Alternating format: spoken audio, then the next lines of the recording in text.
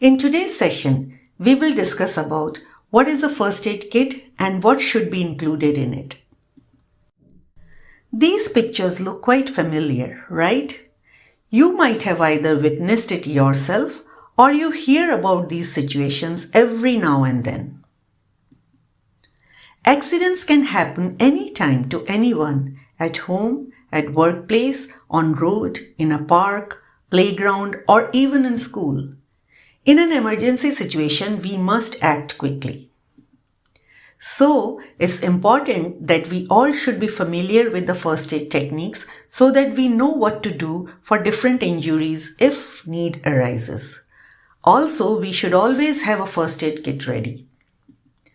A first aid kit is a box or it can be a bag that holds supplies which is used to treat minor injuries like cuts, bruises, burns, sprains, allergy to medications, allergy to food. A very common example is the peanut allergy.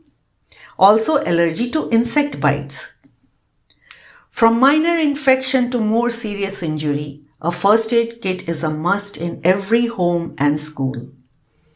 It can help reduce the risk of infection from minor cuts to severe injury.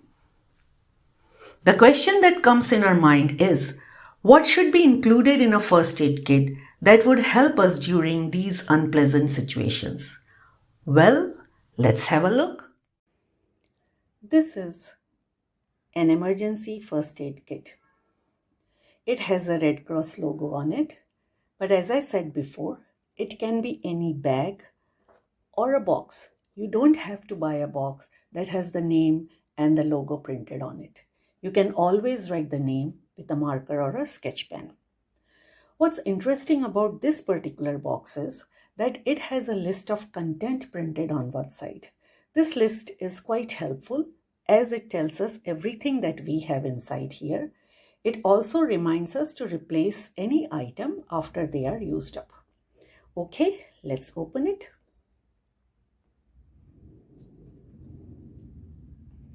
All right, let's see what we have inside.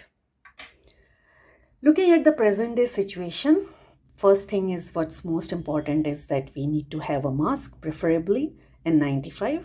If not, a regular surgical mask will do. A pair of gloves, very important. Another important device is, it's called oximeter, and I'll show you how to use it. You just turn it on, you stick your finger in here, and you wait for a couple of seconds. Sometimes it takes a little longer, but it gives you two readings. On this side, the first reading where it says 99%, that is showing the saturation of oxygen in the lungs, which is excellent.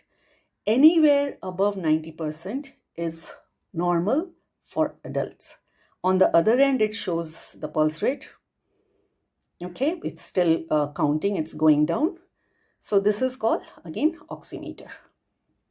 This is an antiseptic lotion, which is useful to clean any kind of cuts or wounds. This is another cleaning pad, sterile. This is a few different size and types of bandages. These are the burn dressing gauge pads. This is a scissors to cut your bandages. This is thermometer to check your fever. This is an antiseptic cream, Borolene. This is an anti-itch cream, very useful for insect bites, etc.